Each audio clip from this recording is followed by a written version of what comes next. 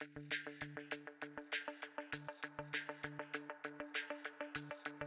ladies and gentlemen, we'll start off with panel 2. But just before that, I know that there's a lot of inquiring minds want to know how many people registered for the conference. We've got 162 people that have registered for this conference. The biggest conference that KCIS had was in 2011 with the Arctic, where we had 170 people. So this is very, very good for us. One housekeeping note, at the back of the room for the people that were standing, another table has been set up so that we can reduce the people that were standing so we can accommodate everyone. Panel 2, the state of play of robotics and autonomous systems in recent operations. Our moderator is Dr. Robert Bunker, a futurist in residence for the FBI at the Academy of Quantico. More importantly, for us at KCS, he's the resident research adjunct professor at the Strategic Studies Institute, U.S. Army War College, my alma mater. Dr. Bunker, over to you. Thank you very much. It's a pleasure to be here. Thanks again for having me this year. Lesson learned from the earlier panel for me was once you name your robot, you're emotionally attached to it, and that can potentially get you in trouble, as we saw. As far as bios, they're on page 11 and 12. I don't want to spend a lot of time on those.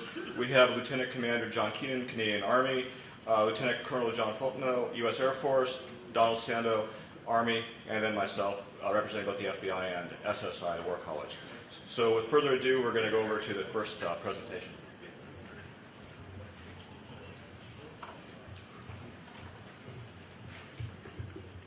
Thank you very much. Don't let the clever disguise fool you. I am, in fact, with the Navy, not the Army. Yeah. Although I did start my career off as a young infantry soldier in the PPCLI, so maybe some of that still shows. I don't know. Generals Thibault and McMaster are not here, but I did want to thank them for setting up my first slide so beautifully with the hockey theme. Couldn't have planned that one better. If this slide shows anything, it says that no matter how well designed the robot is, no matter how many features it has, once it gets into the hands of the operators, they're going to find other uses for it and unseen capabilities.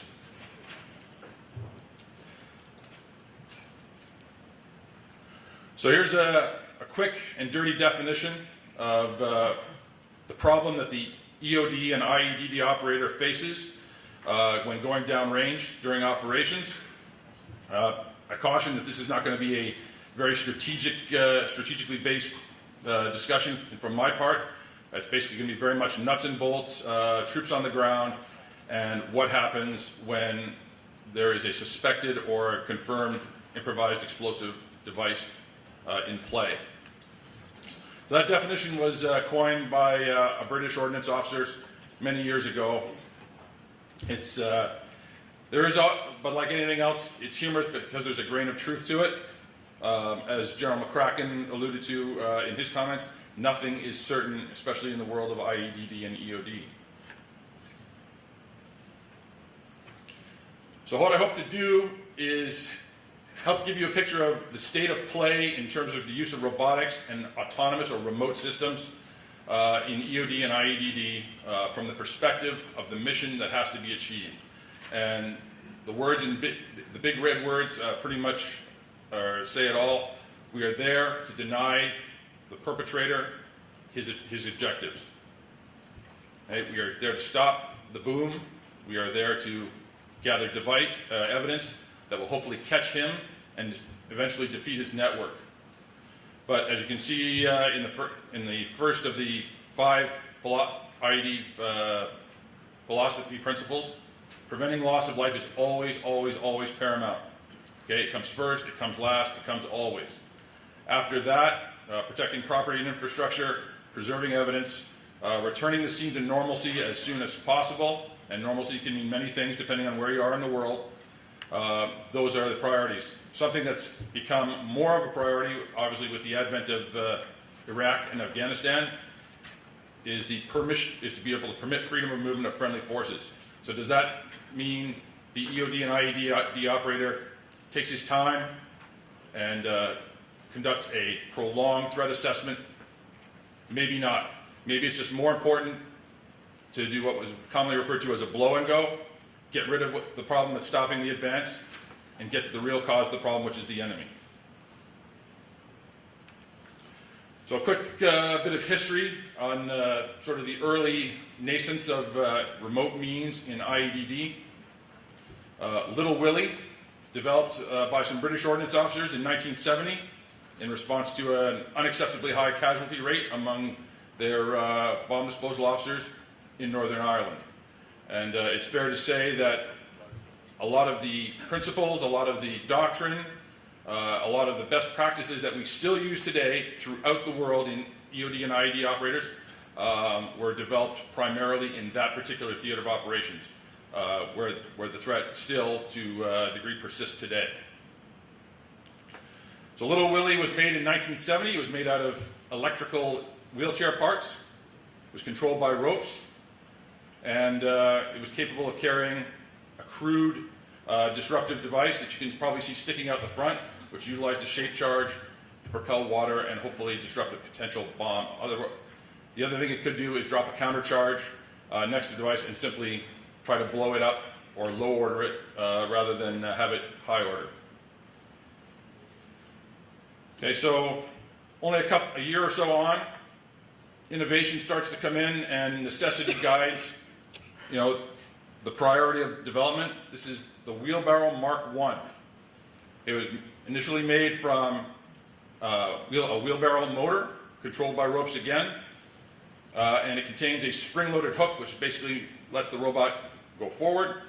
Spring hooks under a car, and you can then drag the car away from critical infrastructure.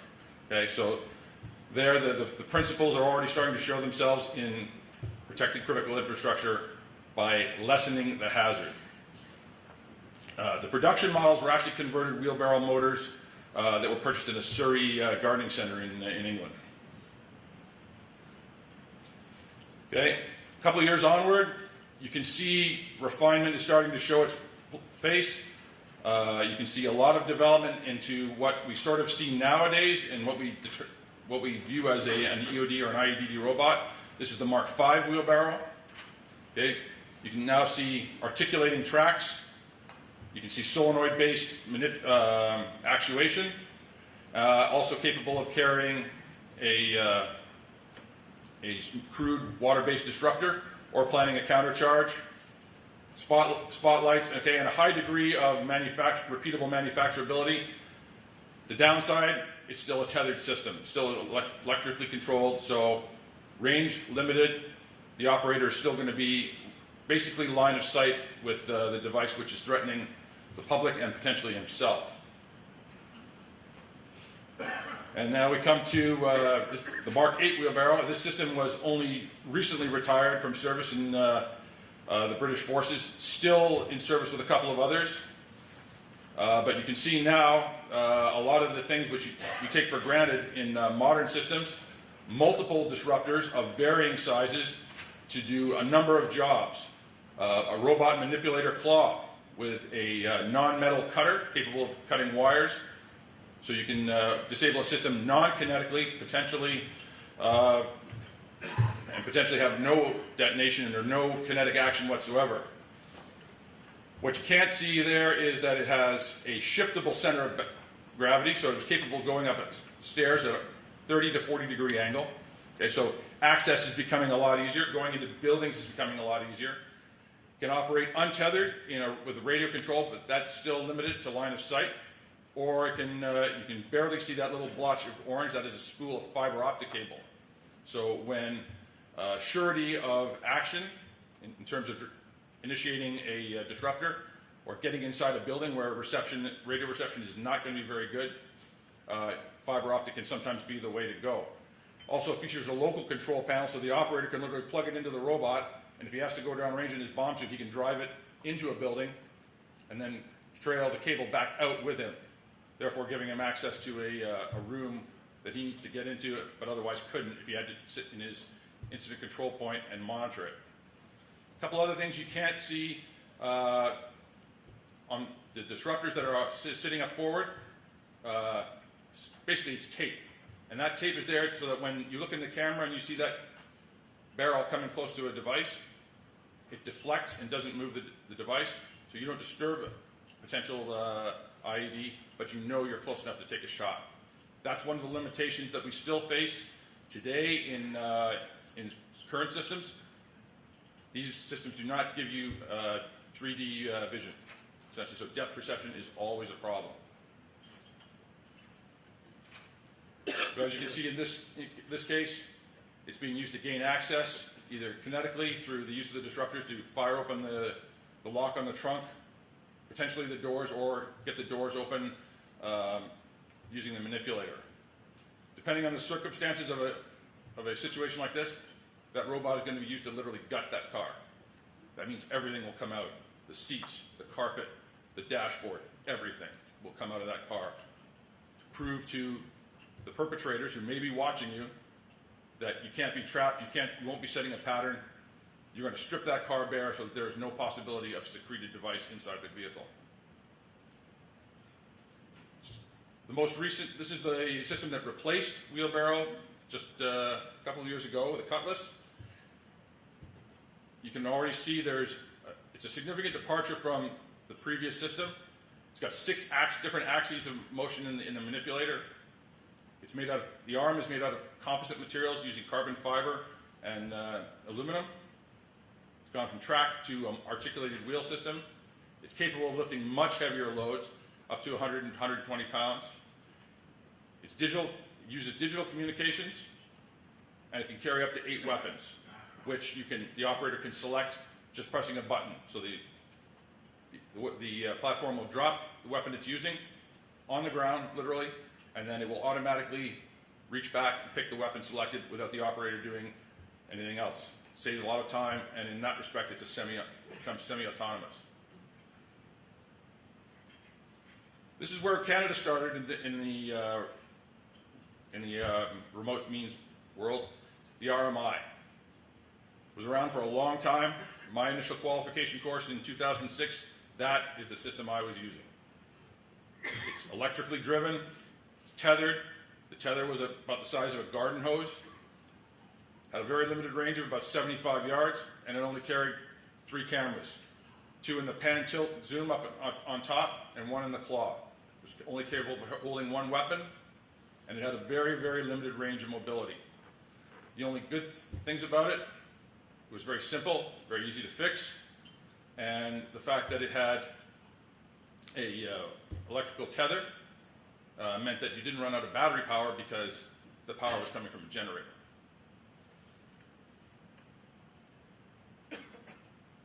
Skip to 2006. Here is Theodore. This is a German product. Okay, a significant advancement for the Canadian military. Carries up to 4 weapons. Bluetooth comms linked with your ICP. 5 different cameras, which help you with the whole depth perception issue because you can now turn sideways, aim your weapon, and have another camera watch your weapon to see just how close you are to the target. Gives you a better chance of achieving an optimum shot. Also capable of dragging fairly heavy vehicles their own length, which is one of the procedures that is utilized in IEDD. So the use of robotics is governed, along with just about everything else we do in the field, by mandatory action. This is hard, relatively hard doctrine. I say that because these are mandatory actions, but we can depart from them under the correct circumstances. And those circumstances are dictated by the situation on the ground.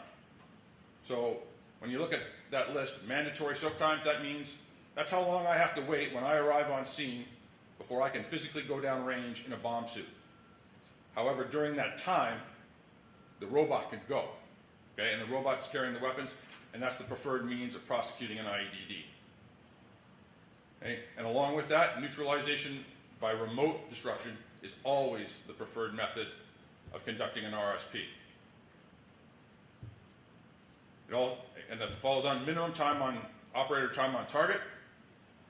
If I don't have to go down there until I see a complete separation of the explosive train, that's what I want to do. So I'm going to let the robot do it for me. If my first shot doesn't completely disrupt the explosive train, Hopefully the second shot will, or the third, or the fourth. Manual approaches are always done after you've completely exhausted remote means. That means the robot is either dead or it can't go where you need it to go. And when you can revert back to remote means, you do it, because it's far better to send the robot, obviously, than it is to send the person. And just with the last panel where I believe it was Dr. Monken mentioned that the operators had such a trust and such a bond with their robot that they went out and risked their time and lives to save it. I don't think there's really a real relationship with that robot. It's simply the fact that if the robot's dead, you're the guy going down in the suit. Okay, so you'd much rather see the robot go than one of your buddies.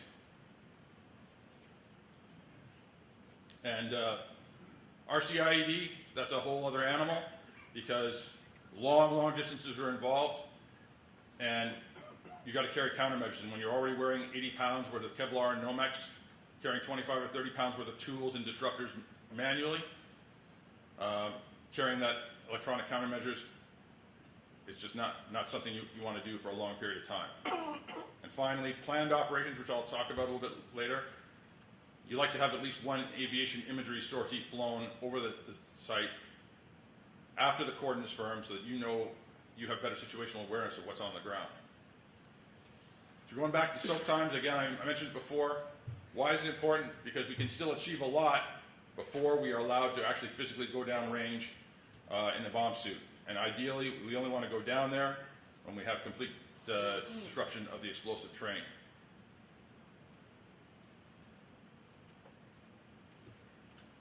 So the desirable characteristics that we look for in robots, there's a short list. Those are the things that help us the most. Those are the things that give us the ability to remain at a safe distance and prosecute an IED, or an IED, I should say, with a relative level of impunity.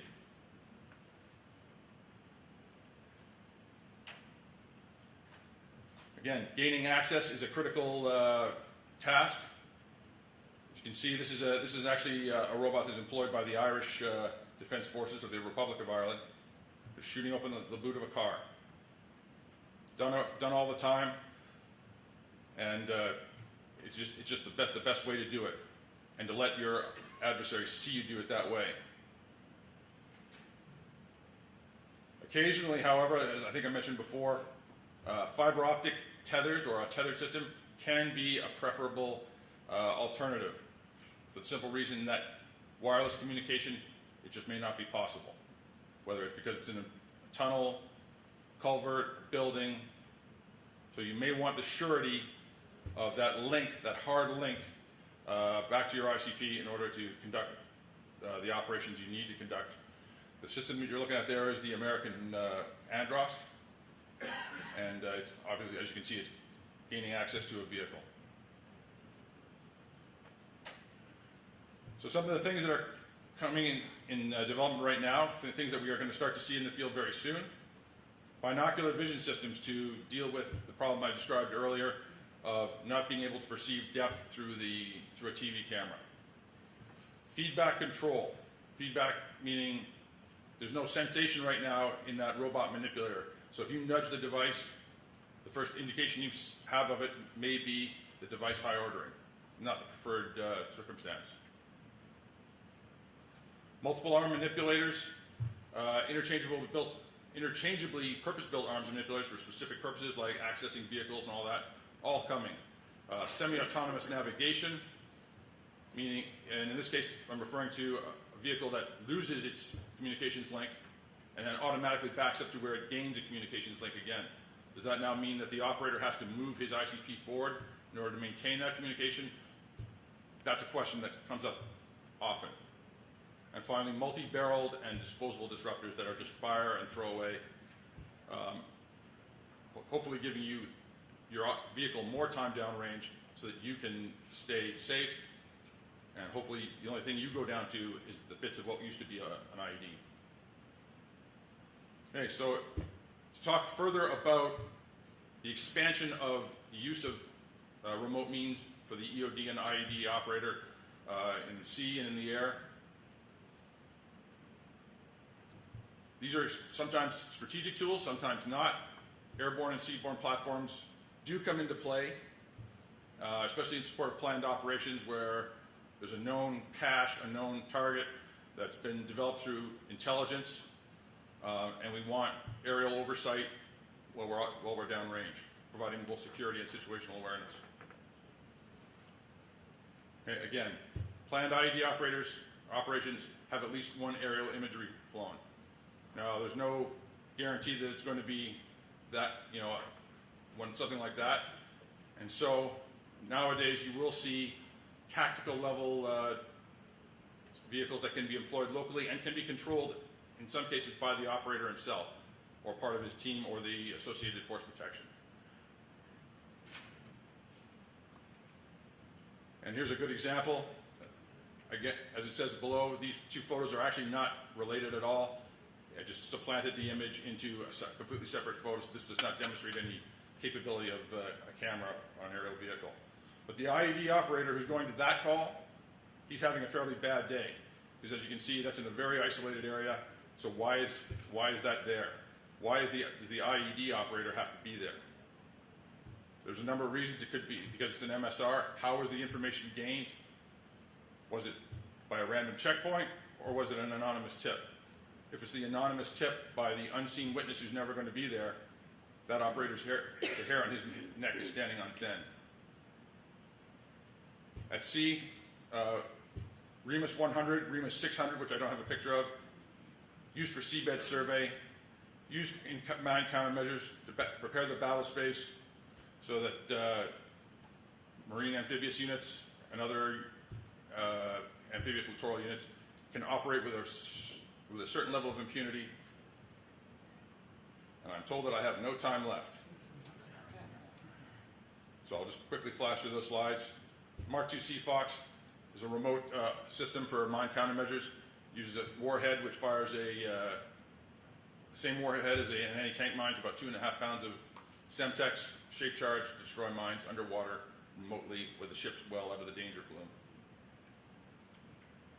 Also contains multiple sensors, sonar, camera, and that's the level of imagery you can see right there in the top right-hand corner, or top left-hand corner. Without these systems, this is what we're left with. Okay? And the laws of physics dictate that you only have so much time in the water, and in 70 or 80 meters of water that's cold and very, very dark, again, nothing is guaranteed. But that's the bottom line. That's what success looks like in the IED world. A big separation of components with no explosion. And that's the less preferred option. Again, 80 pounds of Kevlar and Nomex, EOD weapons, search tools, metal detectors, all on what will probably be the hottest day of the year if you're wearing the suit.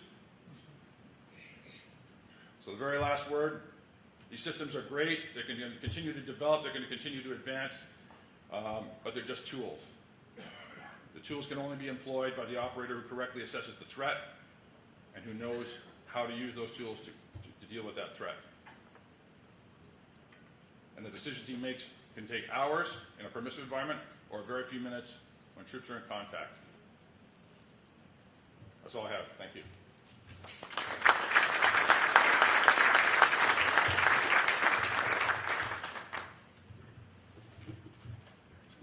All right, good morning. I'm Lieutenant Colonel John Fontenot. I go by Flash. I'm from Creech Air Force Base, and I got experience in Predator and Reaper, so MQ-1, MQ-9. Throughout that, my talk, I don't have any slides today. If you think I say something that's worth writing down, please use Flash. Both me and my family would appreciate that. And without further ado, let's talk about RPAs. So I used RPAs. Please, please, please, and especially as you go forward into the autonomous realm, drones is a bad word. I wish the Air Force had never used drones. It causes us all kinds of problems now. We are remotely piloted aircraft. We are incredibly human intensive. The airplane itself is literally just the tip of the iceberg. There are multiple layers of humans that are basically executing the mission every day with RPAs. As far as numbers go, we are due to become the biggest major weapon system in the Air Force inventory. That includes MQ-1, MQ-9, Global Hawk, stuff, other stuff that's out there. For some statistics for my squadron, over the past 2 years, to give you some numbers, we flew over 2,200 missions, over 40,000 hours, conducted 150 strikes, 58 ticks were supported, 211 buddy layses, and 64 are aided and killed 64 high-value individuals. That's just my squadron alone. The Air Force has experienced extraordinary growth in this platform, fundamentally due to the flexibility and the success of this weapon system. With rapid growth always comes challenges, but it also is full of opportunities. And I think that's the biggest thing that we've seen within this airframe is the amount of innovation that's come into it. This platform challenges doctrine, makes us rethink the way we think of command and control, and the concept of centralized command and decentralized execution. And I'll give some examples from Iraq to highlight some of the things that are basically going on today. First off, it was an MQ-1 that was the first aircraft to re-enter Iraq, basically 10 hours after the decision was made to go back in. Initially, it was supporting NEO, so non-combatant evacuation. So looking at routes to the airport and making sure the airports were not going to be overrun. It was also looking at order of battle, infrastructure such as the dams, Mosul, Hadifa, the Baji oil refinery, and then the bread and butter, which is HVI tracking. So an RPA watched high-ranking ISIS leaders enter Mosul doing the proverbial beauty queen wave to the crowds going through there. That transition to also then documenting and supporting humanitarian operations for the Yazidis and the Turkmen. What we were doing there, we're looking at drop zones, clearing drop zones, ensuring the drops made it on the drop zones, protecting the drop zones for the Yazidis and for folks to come in and grab that aid. We're also monitoring the line where eventually a piece of artillery was placed that threatened Erbil. And but for a laser malfunction, an MQ-1 would have been the first strike in Iraq. Instead, it goes to our Navy brother. That being said, that's what started then Iraq going hot. And then the model that's still in use right now, I'll give a good example, which was the recapture of the Mosul Dam to explain some of the ways that it's actively going on right now. And I think it's the most interesting example. First off, around the area of Mosul Dam, this airspace was split into separate pieces. And within those pieces, you had an RPA and then some sort of traditional fighter or bomber. The RPA feed is being pushed back to some other location. And as we found targets, because again, nobody was on the ground, everything had to be seen and vetted through the RPA feed, and then we were using CAS procedures to bring in traditional assets and strike targets. And at that particular time also, RPA was the only bridge for communicating with the fighters and the bombers. And so an innovative use of this asset and help coordinating the strikes that then enabled the recapture of the Mosul Dam. And in a lot of ways, that's still going on right now. For practical purposes, you need to have an RPA feed because you don't have anybody that's on the ground looking at these targets.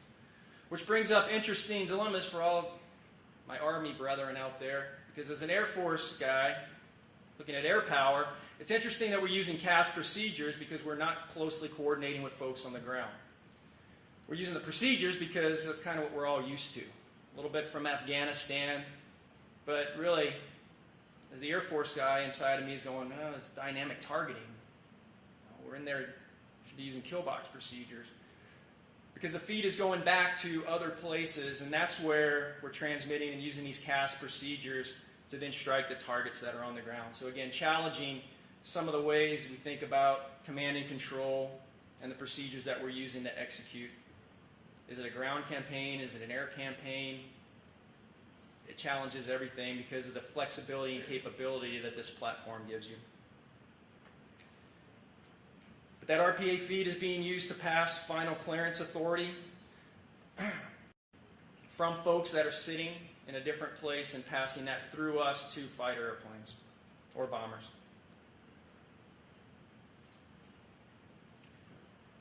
What's also interesting from a doctrine perspective, like I talked about, is the use of CAS procedures, but it also is interesting, this capability, if priorities are determined by dollars and demand,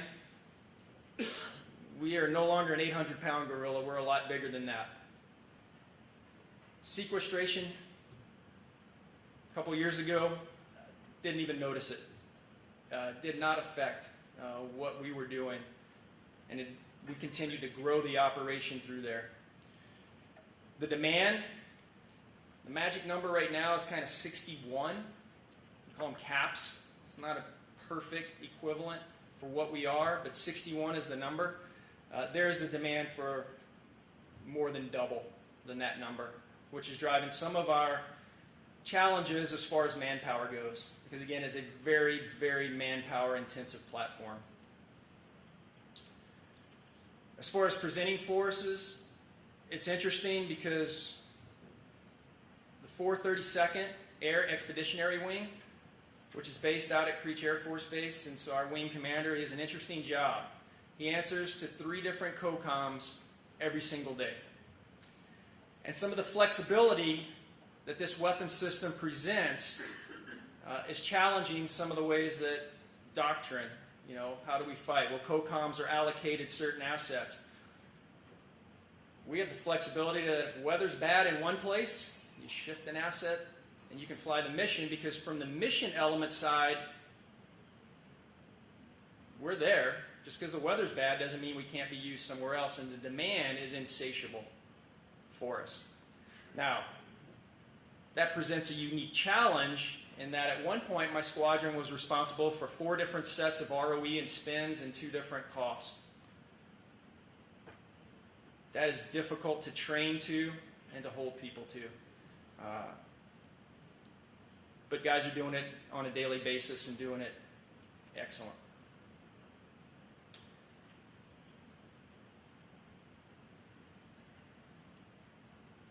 Final point I want to make before getting out to some of the questions is that some of the second order effects that we see, ultimately a lot of these platforms are producing intelligence data faster than the system can absorb.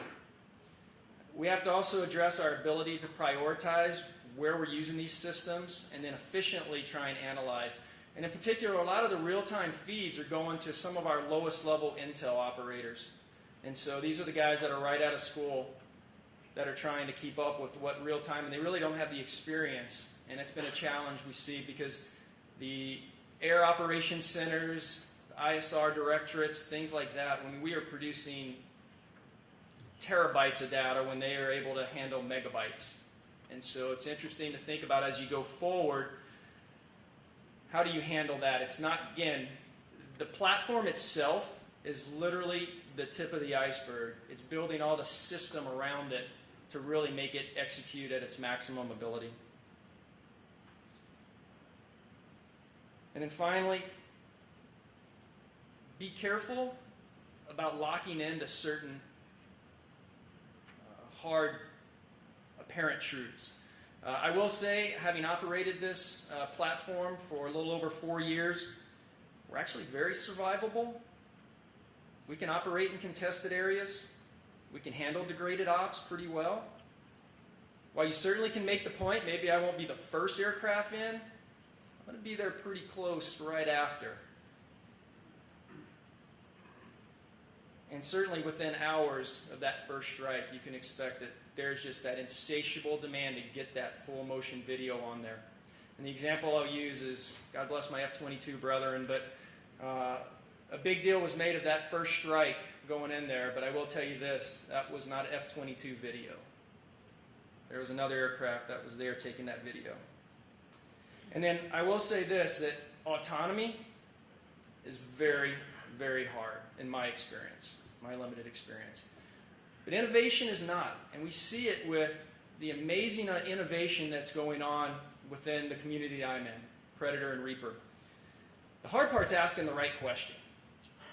Because again, we've got brilliant people within this room that can help solve the problem. The important part is figuring out what that problem is. And I think that looking at Predator and Reaper, while I will say again, we are not autonomous, we are not drones, we are not robots, we're humans in the loop, but we're also very innovative. And I think that's the part to take going forward, is that we can be looking at Predator or Reaper, at RPAs, use that as your bridge as you get into thinking about where these autonomous systems can go, because it is pretty amazing. We're on a blank sheet of paper just with what RPAs are doing. We're writing it as we go.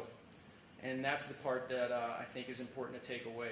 Because we can come up with the problems we struggle with where we're going to be 10 years from now. We haven't even answered that within the RPA community. And so, with that, I'll turn it over. Thank you.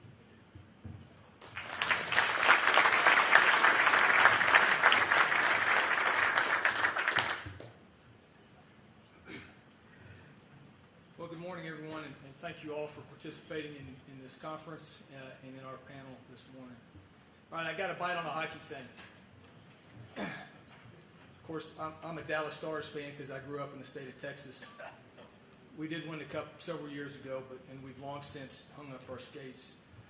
But as you talk about autonomy and some of the aspects that we've talked about, and then I'll talk about, so what is autonomy? If you've ever coached a youth hockey team, all right, so as a coach, you have the best equipment, you have a great training strategy, you've scouted your opponents, you have a great game plan, and those kids do whatever they want to.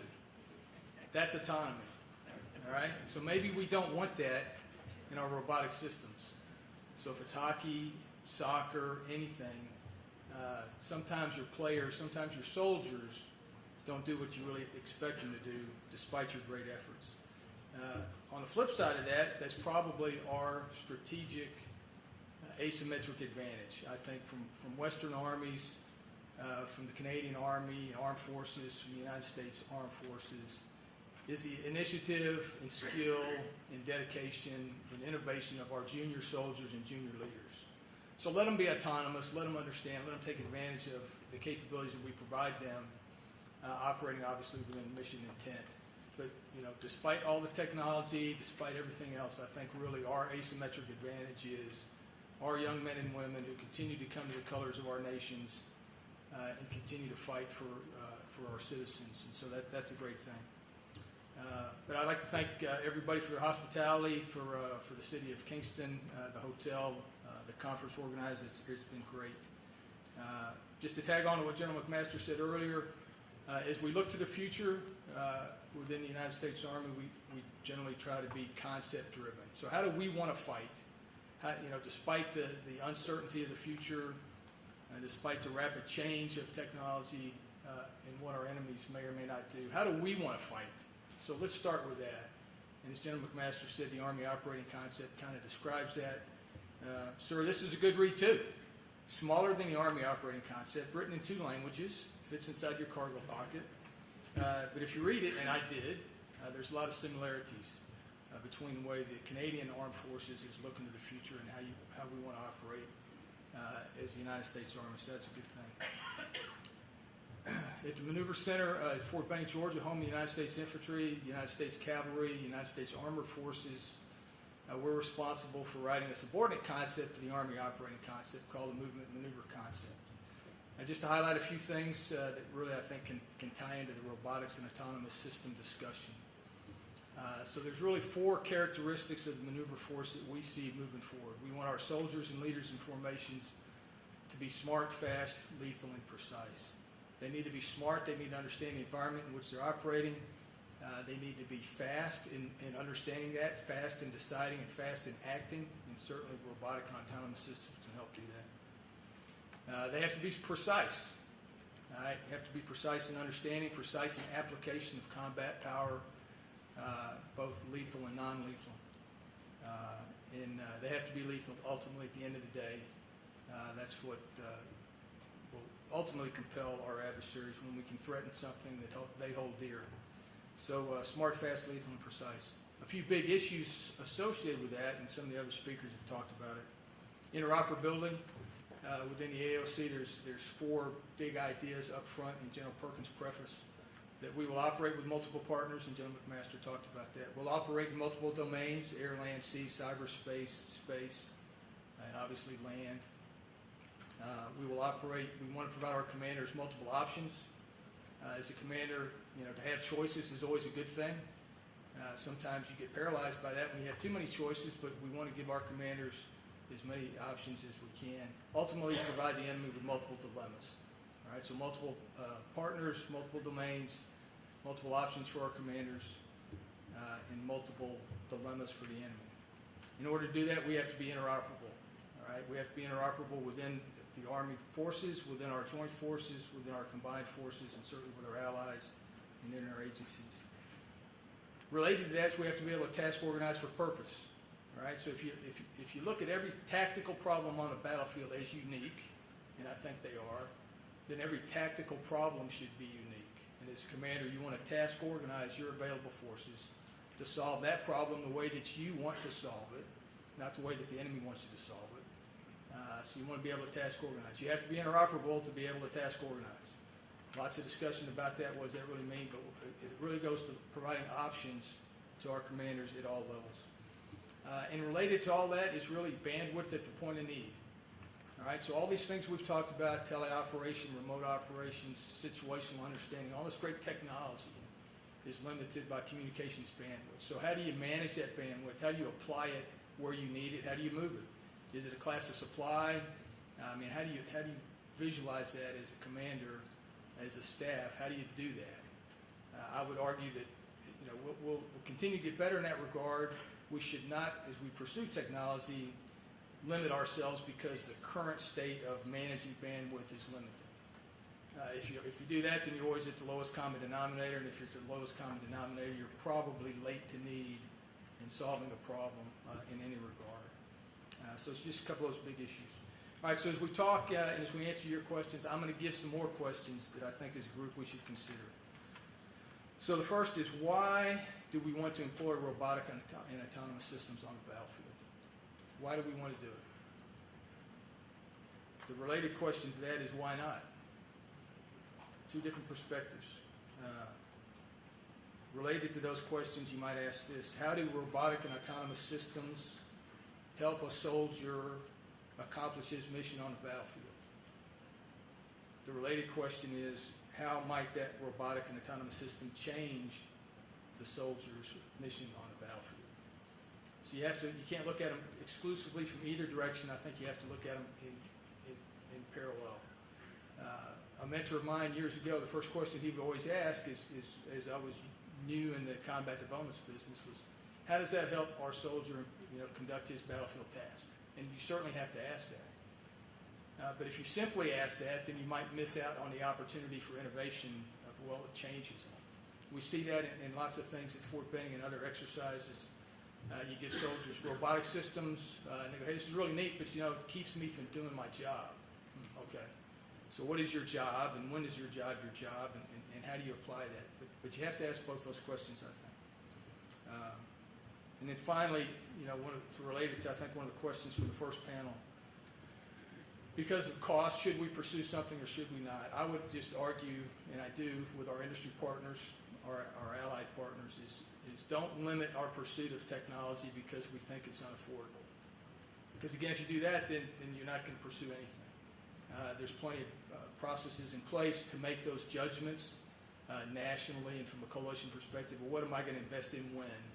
I think it's our responsibility as creative people is to give our decision makers those options. So, hey, here's some technology, here's our evaluation of its potential benefit, here's our evaluation of its potential cost, and then we certainly as nations have to make those decisions. But if we just go, hey, it's too hard, it's too expensive, and don't do it, somebody else is going to do it, and we don't want to have to be playing catch-up. Talk about training, all right? Training and experimentation. Our recent history in Afghanistan and Iraq has really been rapid fielding and equipment and employment. We've deployed probably right at 8,000 ground robotic systems. That's not counting unmanned aerial systems, which certainly have proliferated during our recent engagements. So when you do things in a hurry, and we had to because of the war, sometimes you miss out on training. So training's important. So as we look at technology, we have to understand, how do I train this equipment? Can I train it in a virtual setting, a computer setting? How do I train it in a real life environment? And ultimately, is the system intuitive and useful for the soldier? They'll figure it out, or they won't. And if they don't, it ends up on a shelf or in a Connex or somewhere else. And one of our great, oversight organizations will say, hey, look, this service spent a lot of money on something that soldiers aren't using. So you have to get soldiers involved, and we try it through various experiments. General McMaster mentioned Fort Bliss, some experiments we do at Fort Benning. But really what we're trying to do in our immediate near term in the U.S. Army is give technology, give robotic systems to operational units. So we can test it in a field at Fort Benning or Fort Bliss, Texas. But if you give to somebody that's in a unit that might have to go fight tonight, then their perspective may be a little different. So given emerging technology, in this case robotic and autonomous systems, to an operational force, let them train with it, let them employ it. Sometimes we're hesitant to do that because we think if we give it to one, we have to give it to everybody, and we're making a commitment in advance of what technology to pursue. But I would argue just give it to them and let them understand its application, even if they never use it or they use something else in the future. A good example of that is that we teach captains at Fort Benning for the Captain's Career Course. Almost to a man and woman, they've served in one unit, they've had maybe a platoon leader or company XO job or similar. Maybe they haven't employed unmanned aerial systems. All right, so we're going to teach them to be company commanders or battalion and brigade staff officers in units in which we'll have access to unmanned aerial systems. So why can't we take some systems that we have in our lab, provide it to them in their courses, so they may never see that particular brand that they might train with, but they understand, hey, this is what helps me see in the third dimension, extend the area over which I can see and understand, and not just wait till they're on the battlefield for the first time they see it. In Operation Enduring Freedom, and John really talked about it, the majority of our employment of robotic systems has been in the counter-IED mission to identify and render safe explosives. We have also done some assessments with prototype squad mission equipment transport systems. You saw that in a panel 1 display from Lockheed, the SMSS. We've experimented with that at Fort Benning as well. And of course, the United States Marine Corps deployed KMAX, unmanned UAS helicopter for extended missions. We tried to do that. We just couldn't convince ourselves that we wanted to. The Marines beat us to the punch. They also have cool uniforms. They do all kinds of things. But again, there's only 2 divisions, and we have a lot more than that. But it is a joint effort, but primarily in counter-IED. In Iraq, again, mostly counter-IED, although we did deploy a limited number. If you look in the upper left, an armed robotic system early in the fight. Because we really hadn't trained with it, and because we really hadn't understood what to do with it, we didn't get a lot out of it. But we tried, so we put it out there, and we'll continue to do that. We've done a number of experiments at Fort Benning to look at that. The policy, the ethics, let panel 4 and 5 talk about that, or whoever's going to talk about that. We can figure that out. But the question is, one of those first 2 questions, why do we want to employ them and why not? So let's just see what we have. So as we go to the future, here's just one way that we're trying to look at it. It's really a logical extension of the evolution of technology that earlier speakers have talked about. Fewer and fewer soldiers on more and more ground, doing more and more. Fewer munitions employed to achieve the effect. So ultimately, we've expanded the area over which our forces can be effective. There is a theoretical limit to how big that area can be. I don't know what it is yet.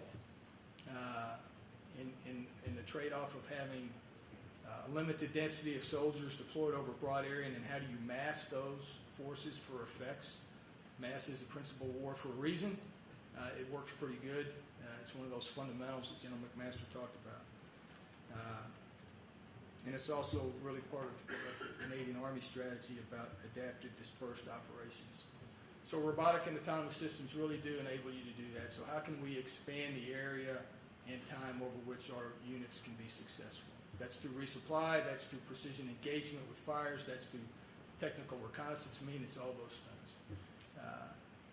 The correlation to that, the natural correlation to that is what the enemy has done, as General McMaster says, we've driven them from the field of battle that Western armies have understood for centuries. So we, Western armies, have driven our opponents from the field of battle. Too complex terrain, to intermingle with civilians.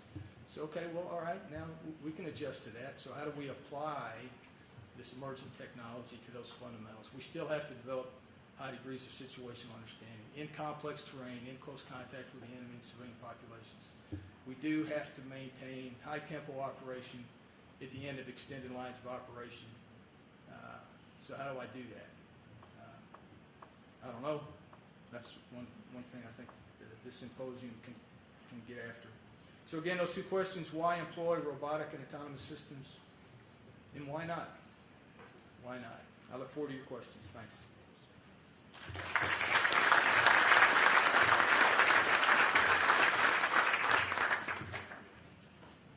I'm fourth up. The first three presentations were on allied use of these technologies.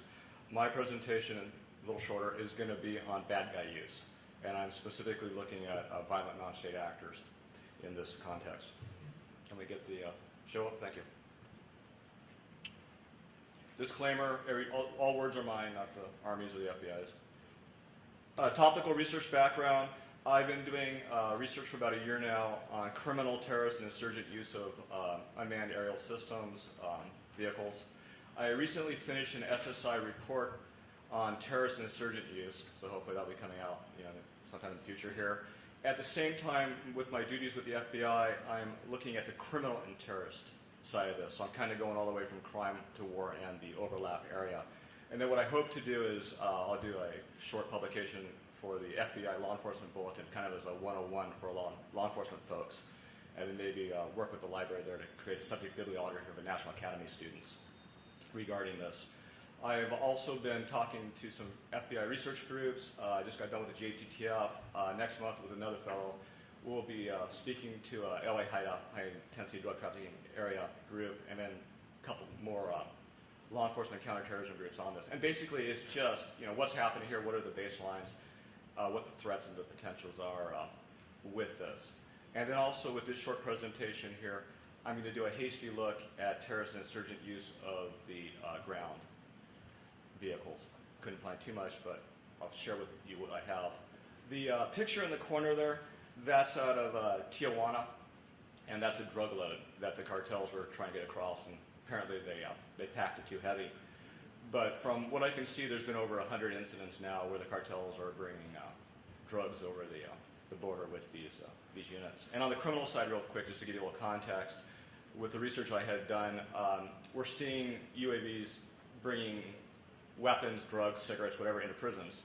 And this has happened all over the world. I know Canada had a spat of this for a while. And then there was also cases where drugs were going in to Spain, crossing Gibraltar, and into Russia and some other places. So it's innovation. And I had even heard about some earlier stuff where they were doing heroin across the English Channel, but that was from someone that kind of had a background that I haven't been able to get any academic confirmation on that. It's just a story I had heard on this. When I did the recent research on this, there's a few other groups I haven't listed here, but these are kind of the groups that have been thinking about using these devices, have had actual plots. A lot of these were involving confidential informants where we kind of busted them up. And then there's actually been use of these technologies. It's interesting because we have the old OMCO, our sarin attack folks in '95. They actually in '94 were attempting to use some helicopters with little sprayers unmanned to do sarin gas prior to the subway attack. But it wouldn't have been used in that venue. It was for a different venue against a courthouse. But that failed. Then Al-Qaeda for some time has been looking at this.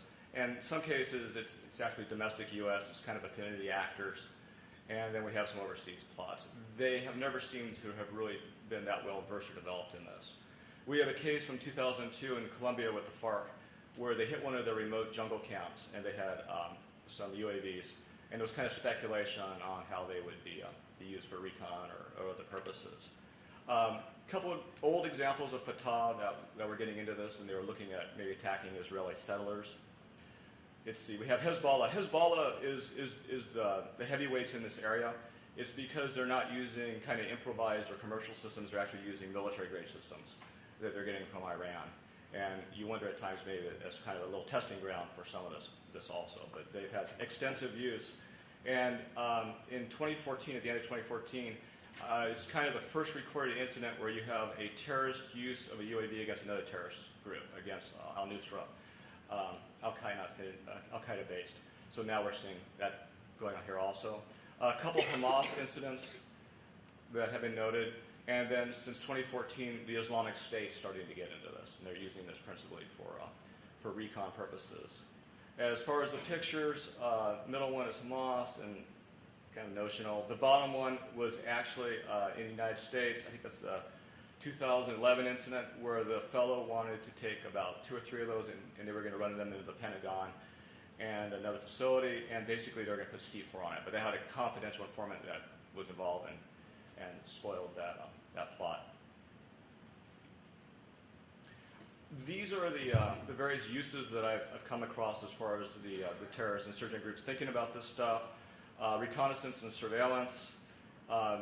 You get some messaging, be it a protest or for propaganda purposes, which IS is doing, or in the case of Hezbollah, kind of a warning. They have sent a system over into Israeli airspace and actually over by their nuclear weapons facility as kind of a statement. They're looking at this as potential IED delivery. Instead of lobbing or using standoff munition, you would bring it in via this method. The WMD delivery would, of course, be the Sarin from '94, and then it was kind of one where they're thinking maybe using anthrax in London on that also, and then as a weapons platform. And then there's some other strategies capabilities which I'll touch upon. Pictures are interesting. The one there with the pylons, that's a Hamas, where they apparently had this homemade UAV that they were trying to put a little missile system on it. So they're evolving on this. And the one in the corner is really interesting, and I use this as kind of a baseline of what you can do with these things. There's actually a video out there, it's online, and it's the maker of the cover of a smartphone, and they wanted to show you how good their cover was and how it would protect the phone. So what these knuckleheads did was they took a revolver and they put it on a drone, and it's remote controlled, and they brought the drone in, and then after shooting watermelons and other things, it shot the screen of the smartphone. And to give them credit, the smartphone wasn't busted or up, it protected it, but they basically proved that you can put a weapon on one of these things and fire it at something or someone. The other capabilities that I have listed down there, the terrorist insurgent groups really haven't gotten into, but those capabilities do exist. One, of course, is smuggling, or what you could potentially do, of course, is instead of drugs or anything, you could, potentially in our urban environment, other environment, bring in ammunition or rounds for a group. The ELINT capability, electronic intelligence, that really comes from the use of an urban environment where they took a smartphone with some computer stuff on it, and they went in, they were stealing information. So just really kind of minor level, but that's been out there. And then, of course, we had, with the first Gulf War, we had the surrendering force personnel that surrendered to a UAV. I think it was Pioneer. And that was the first recorded incident of human beings, surrendering to basically a UAV or a robot. As far as this hasty look, I came across 4 incidents. The first one was an April 2015 article. Actually, the guy was tied into the FBI, which was interesting. I wasn't able to do any really good searches in Arabic or anything for the imagery or the video on this, but apparently this terrorist group has this video where they put a system on a pickup truck, and there's a machine gun mounted on it, and supposedly via unmanned controls, they're showing what they can do with that. There was the incident in London in 2013 where I think it ended up being 4 guys. They were looking at taking just a toy truck and putting an explosive device on it and running under a gate at an Army territorial base there, and they got rolled up. Then we have this interesting one on the bottom, and that's a picture from that, where you had some engineers from a college there, and they were fighting the Gaddafi regime, and they created that little autonomous vehicle there where they put a small machine gun on it.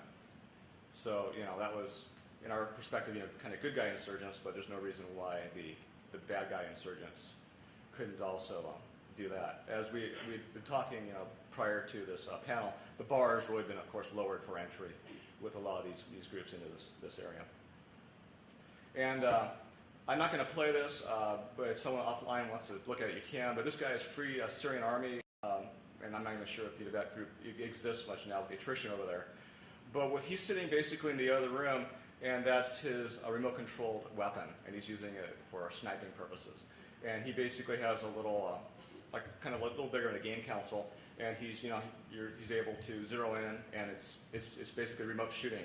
And I know there was a flap here some years ago about doing remote deer hunting in Texas, where you could also do something like that. But it gives you that ability. And that, of course, from the law enforcement side especially, is a concern. You instead of having the physical sniper in the bell tower, you can have the machine sniper there or on the battlefield. And then from the paper that I finished up on, I kind of looked at the threat potentials here and maybe what this would mean to the United States Army and also domestically law enforcement and Homeland Defense. And I think right now we have the capacity, of course, via the human-controlled UAVs, to do what I created scenarios on this. We have what I call the drone-up shooting. I live in Los Angeles, and we have drive-by and walk-up shootings quite frequently. In this case, it's a drone-up shooting. You basically bring the drone in, use the baseline off that one device with the cell phones, and you can pop somebody with one of these systems. If you want to get a little bit more sophisticated, you can put GPS fencing on this, and you can also do some facial recognition technologies. And now you have something that's a little bit more sophisticated. The IED crowd targeting scenario is basically taking a grenade or whatever else and bringing that in and using that instead of a point target against an area target. And then the aircraft takedown is, I would take that off the use of the larger model aircraft. And I'm sure everyone here is familiar with bird strikes and the horrible things they do to the jet engines. Well, you can take these aircraft and you put a penetrator rod in there, and you can do a pretty good number on an engine. So that capability exists, both as a domestic concern and also overseas in insurgent environments. Whereas we're having a craft come up, we could have that type of ingestion take place. At the operational level, and this actually is, it is also a present day concern with the first group here, but also near futures. What you would do is you would take a bunch of these systems, have a little squadron, and then either put weapons on them or put IEDs on them. The precedent in this case is up in the corner. You see all those little devices on kind of the map there. In 2014 in France, they had pod racing or drone racing that took place. And a whole bunch of hobbyists were there, and they're wearing their VR equipment or they had their screens, and they're literally going through the forest doing these crazy races.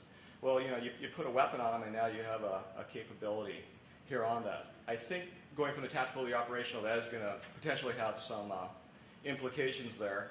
And then also, I was thinking about suicide bombers. I've done a lot of work in that area, and I was thinking, well, instead of having a physical suicide bomber, I can now have a virtual suicide bomber acting as the avatar on this. Luckily, there's a lot of limitations here with ranges and other things, but conceptually, there's no reason, or technologically, there's no reason why some of this can't be done now.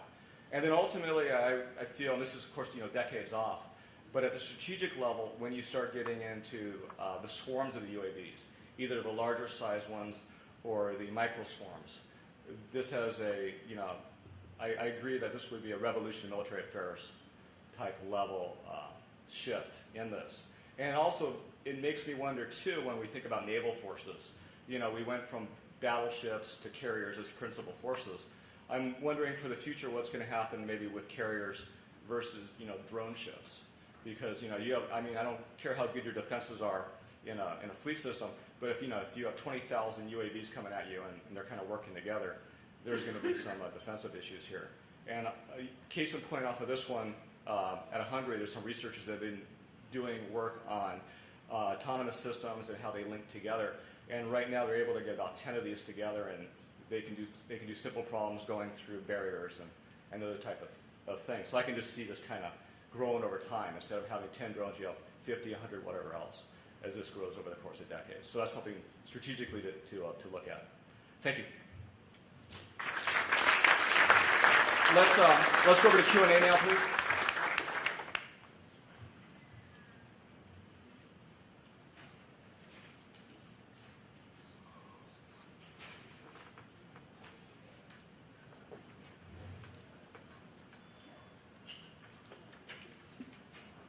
My name's Eleanor Sloan. I'm a professor at Carleton University in Ottawa. And I have a question for Flash. You mentioned that UAVs have operated in uncontested environments, and I'm wondering if you can elaborate on that. And specifically, I'm wondering if Reapers have encountered other armed UAVs, and if the U.S. Air Force is developing doctrine for UCAV on UCAV warfare. Okay. I think you mean contested. We do go into some contested areas. And then also we've demonstrated in red flag exercises that we do pretty well. Integrated operations, we can go into contested areas. It certainly helps if the last red flag we did where you've got 50 other airplanes, because we were flying right in the heart of MESs, missile engagement zones, and when you put another 50 airplanes on top, they don't see us a lot of times. And then add that with the Hellfire missile, we're real good against tactical. And so we can tie in network-wise to what as these systems become active, they can pop up for us, and we can actually go and target them sometimes pretty good, outstick them. So we do have a pretty good capability, which goes back to, the system was not thought of or that way, but we found innovative ways to use it. And so we've done pretty good. Now, the other part of your question, in my experience, I have not seen any other armed UAVs. That being said, technology clearly exists. And I think what I found entering this world is that actually, again, the platform itself is not the tough part. The system is the tough part. How do you get it to fly? And how do you control it? And how do you get all the command and control? That's really where the difficulty lies. But simply building a radio-controlled platform that you can stick some sort of weapon on, people can do that right now. But doing it the way that we do it in the U.S., the Air Force, there's challenges there. Does that answer?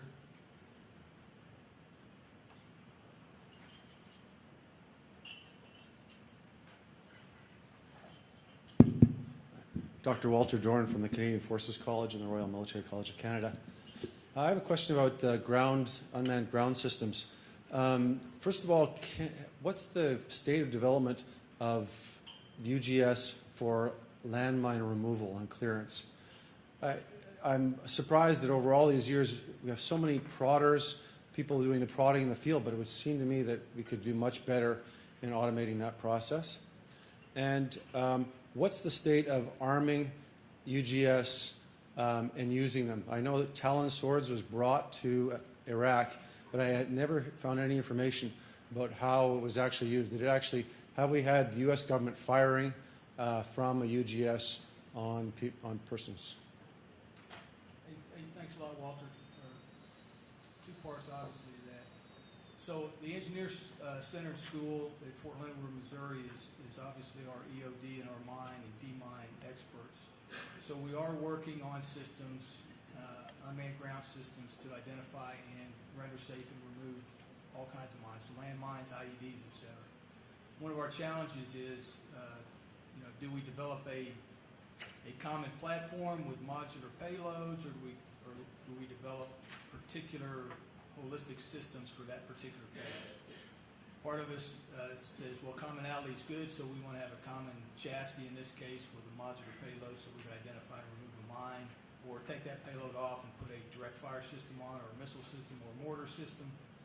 So we struggle with that, both an engineering perspective and an intellectual perspective. But we are working on that. And we did deploy a few Talon systems. I don't think we have any documented references to real-life engagements. We did a demonstration a few years ago at Fort Benning with a number of vendors with prototype systems. They were all in the 7.62 class, medium machine guns, engaging a number of targets. So the technology is getting there. You know, one of the challenges is, and I think Flash mentioned it, about the number of operators associated with an unmanned system.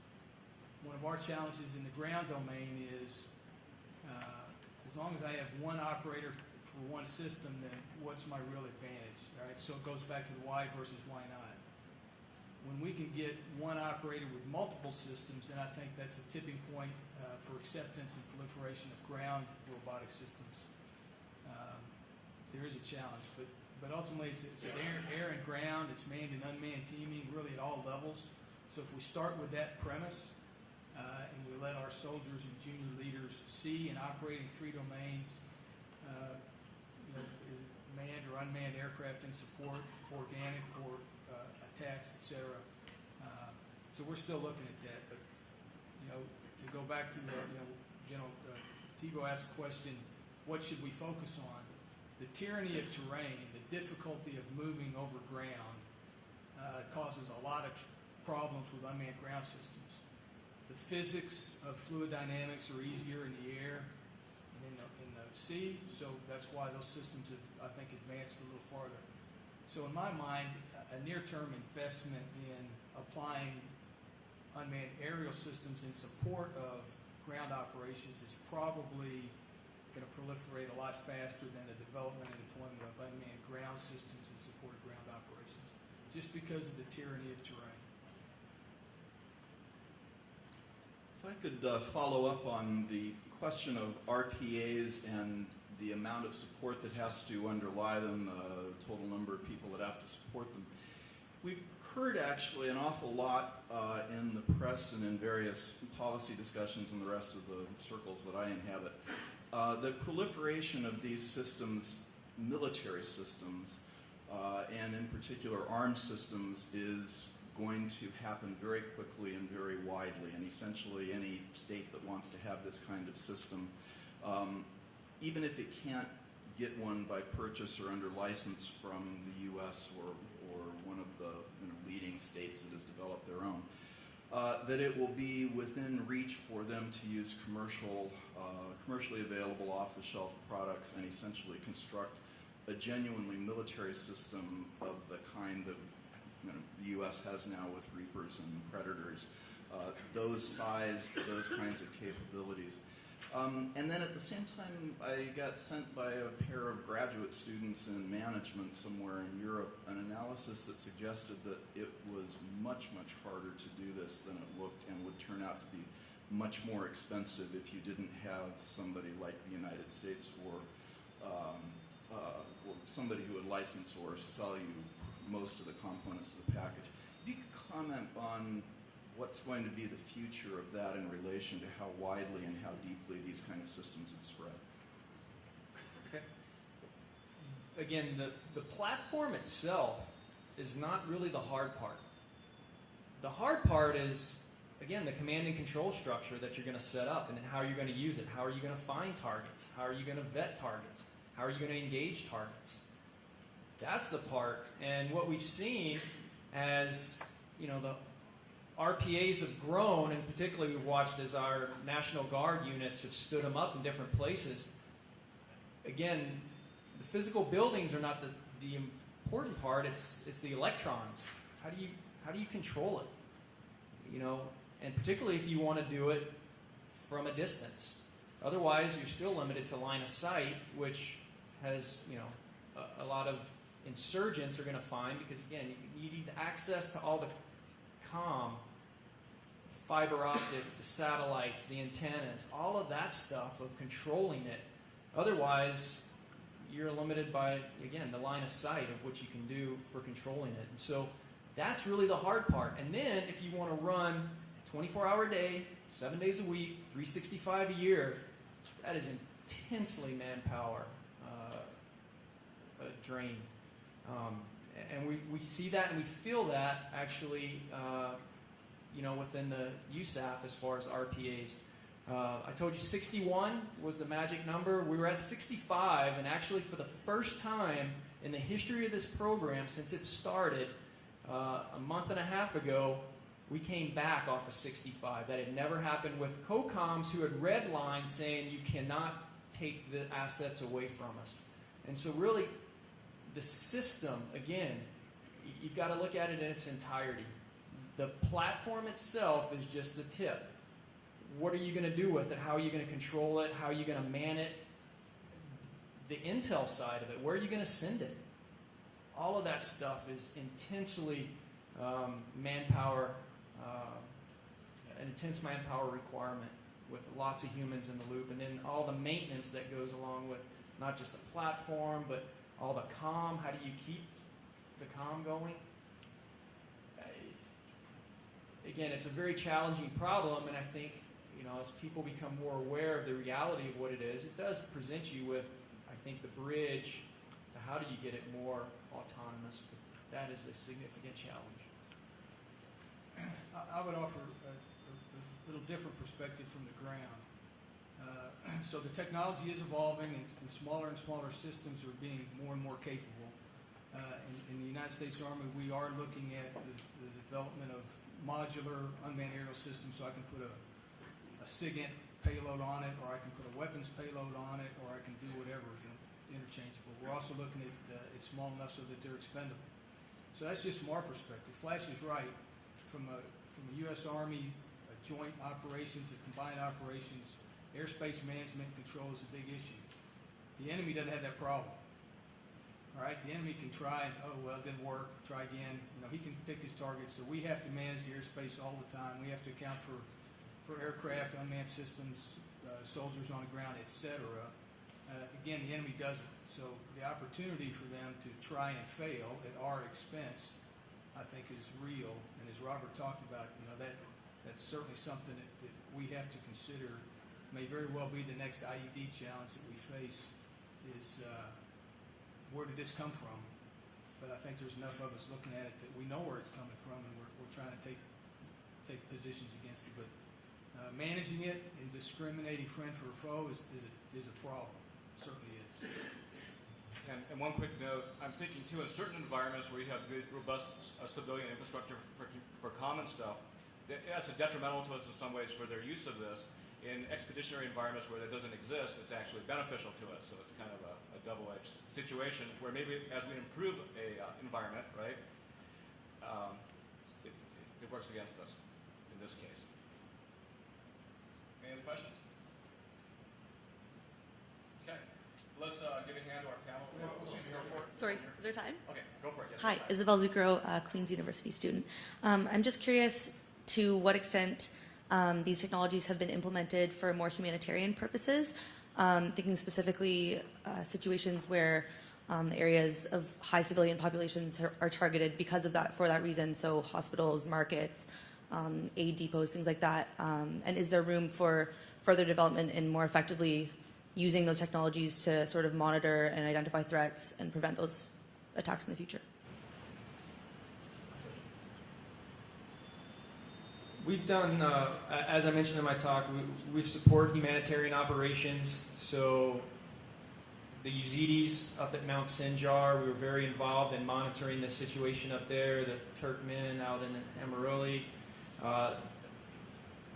The Italians are using Reaper right now to help them with the boats that are crossing the Mediterranean and finding things out there, anti-piracy. Really, anything that we're doing militarily can be applied also civilian. 2 years ago in California, during the fire with Yosemite, the California National Guard got permission to launch a Predator to go and help them map the fire, and I think that helped them contain it within 4 days. There's really just an amazing amount of stuff that you can do with these systems in urban environments and everything else because of the persistence, the way you can push your feet back to to various entities, and then all the all the different packages, whether it's law enforcement. There's a lot of capability. We are literally restricted by our own imagination what we can do with these. Any more questions? Okay, let's thank the panel. You did a great job.